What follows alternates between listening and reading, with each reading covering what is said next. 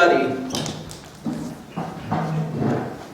Qigong and meditation, and then you were to get a hold of every book you can and get on a plane and go into the monasteries in China, which is a lot of fun, hiking up the mountains, and sit there and try to get this process. At the end of the day, what I'm about to explain to you is the final teaching. Does that make any sense? I'm going to save you years. Now, here's the good news. You'll understand it probably immediately, but you'll practice it for the rest of your life. And here's the goal. Begin with the end in mind. So what's the objective and why are we doing this? Why do we do Qigong? Why do we do Tai Chi? Why do we do yoga? Why do we eat? I mean, really. It's a simple answer. Kind of seems like, a complex question. Why are you here? Go. See, he thought he was just going to be spectating, and now look. Because we are. Oh, nice. Okay, good. Cheesy, but good. No, but, okay. So why are you going through the practice? Why would you want to learn something like this, ma'am? To improve my health. To improve your health. Okay. How about yourself, Jack? Why would you want to learn something like this? It's something about improving my health and seeing that something's going on, I want to stop and bring it back up. Okay, good. Excellent. Yes? Reduce suffering. Oh, you've been to these lectures. So that's really the bottom line. Everything that we do is ultimately about reducing suffering. We want to avoid suffering. There's a difference between pain and suffering. Pain is going through discomfort, and at the end you wind up with more. No pain, no gain, right? We've heard that in the 80s. But suffering is going through discomfort and winding with less. Example, if I stand like this, it's going to be painful, right? And then an hour into it, it's going to be very painful. Do you see it? My body's going to shake, but actually I made myself stronger. I'm actually making myself stronger. My thighs are burning, my calves are shaking. If I take a hammer and crack myself in the knee, I'm going to experience discomfort, but that's suffering. Because I didn't make myself stronger, I just went through pain. Does this make sense? This is a key thing. We have to understand psychology here and kind of what makes us move, our motivation. Everything that we do is about trying to avoid suffering, but we don't even know the difference between pain or suffering. So then we associate every discomfort with loss, every discomfort with pain. So then we start this wonderful process of trying hard at not trying, which ensures suffering. So there's a trick, because to be here is painful. To be here is painful. Not to be in the room listening to me, I'm sure that is too. But to be on the planet is painful. You're constantly negotiating with pain and pleasure. No one, I noticed, I've got chairs here, no one said, no, I don't need a chair, I'm going horse position. And if I had a set, okay, of chairs and then comfy recliners. You see, these would be filled immediately. It's because it's all, and then a puffy little couch with a little, then that would be, because that's our nature. Why sit when we can lie down? Why stand when we can sit? That's our nature. But what that happens is if that's all you do is sit and lie down, you'll rot because you never stood. You never went through a little bit of pain, discomfort. Does this make sense? So it's like, okay, let's start off with the definition of pain and suffering. So we can clearly differentiate putting in a good effort and going through a little bit of discomfort with a long-term return. Makes sense, right? So when I was a boy, my teacher had calligraphy on the wall, and it said, pain is now, but pleasure will come. It was a calligraphy, and that's what it wrote. Pain is now, but pleasure will come. Because if you're in the room with this man, you are in pain. So he didn't reference suffering, but he did say pain is now, but pleasure will come. And he'd always tell me, listen, you're taking a pill for a disease you won't get in 20 years. And I'm a boy at this point, 16 years old, and I'm standing like this, I'm into my 5th minute, and we're shaking, and he would just be walking around trying to explain this, and very bad English, Korean gentleman, a Damhan Taoist grandmaster, a wonderful human being, but was very clear on the concept of, pain and pressure. Pain and pressure is growth. It's really? That's not fun. Try selling that. Okay? It's like, really? And that's what I'm going to do. I'm going to be a teacher. That's my deal, huh? Okay. But, so how does this tie in? Everywhere. Everything we do, you're driving to work. Because you didn't look at your feng shui chart, you live west of your employment, which was a big mistake.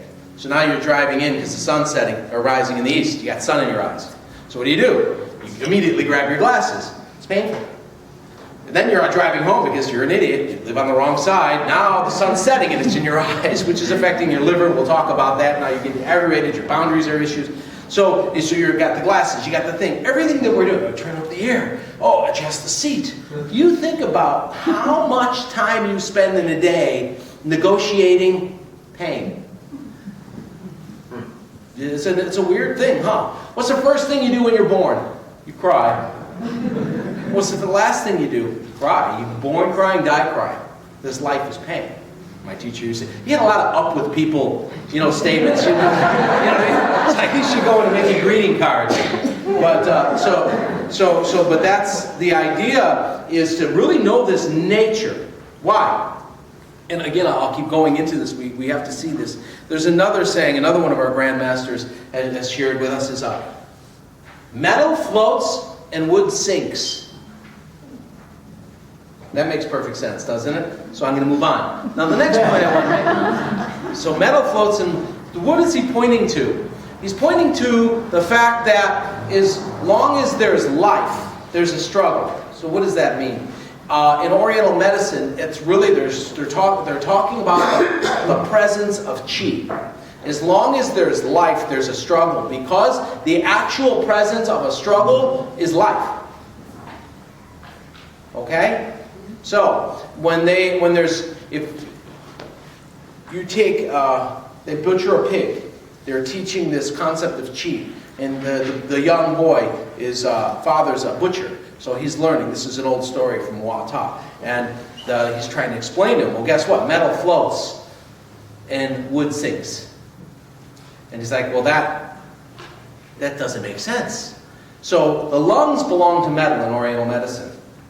Okay? Because they organize it, and you'll see it in your books and stuff. The lungs belong to metal. And the liver belongs to wood. So really he's referring to the organs of lung and liver. If there's life in this liver, and I put it in water, if there's qi in the liver, if there's life, it'll sink.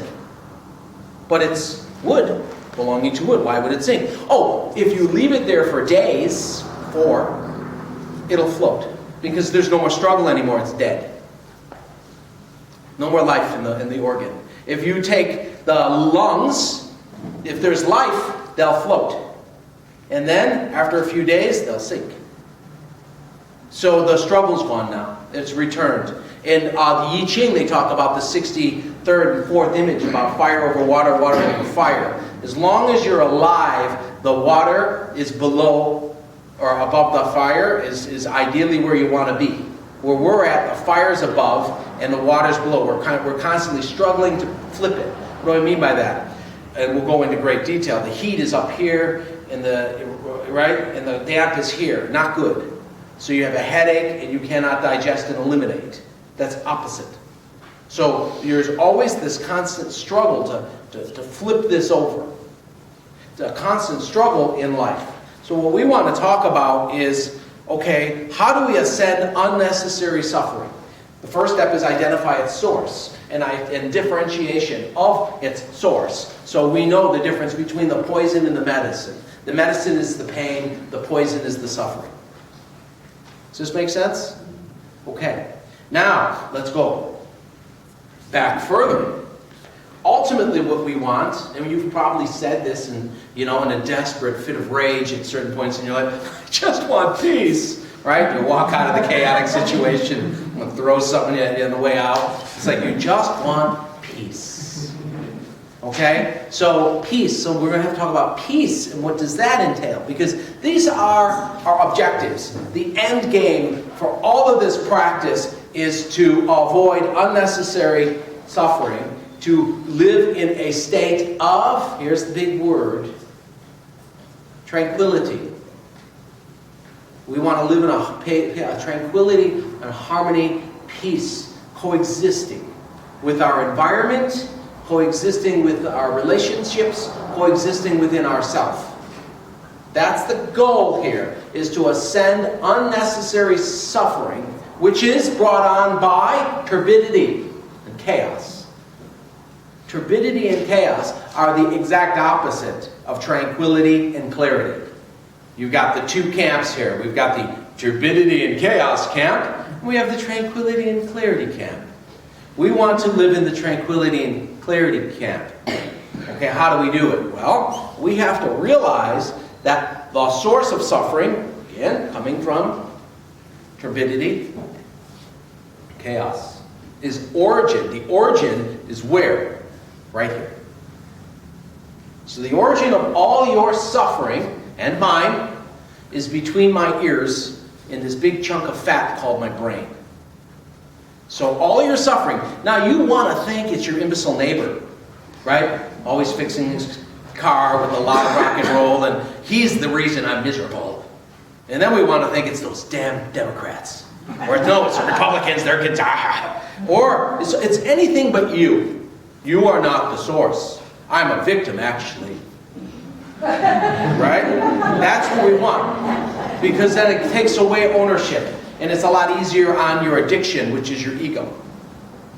So we want to say, oh no, we have to flip that and say, oh, guess what? Source of all suffering is between my ears. Oh, okay. And how does it express itself? Turbidity. Turbidity and chaos. What kind of turbidity?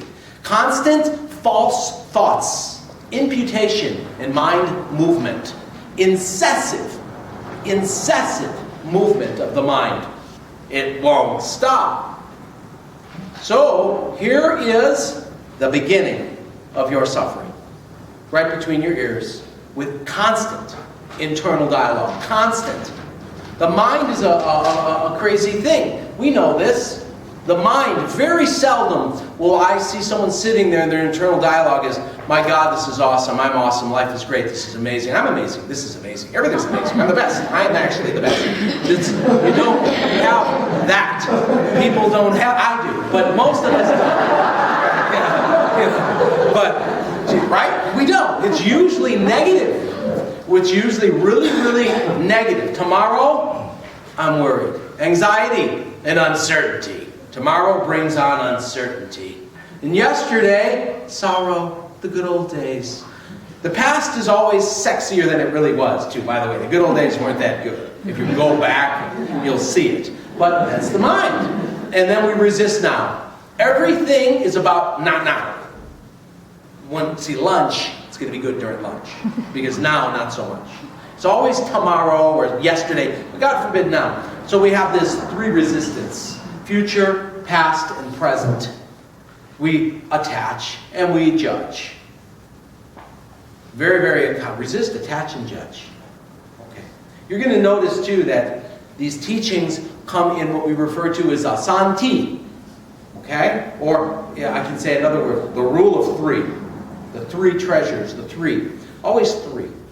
And it's for some reason the mind remembers things like that. If I tell you one thing, you might need another or another, then I'll get it.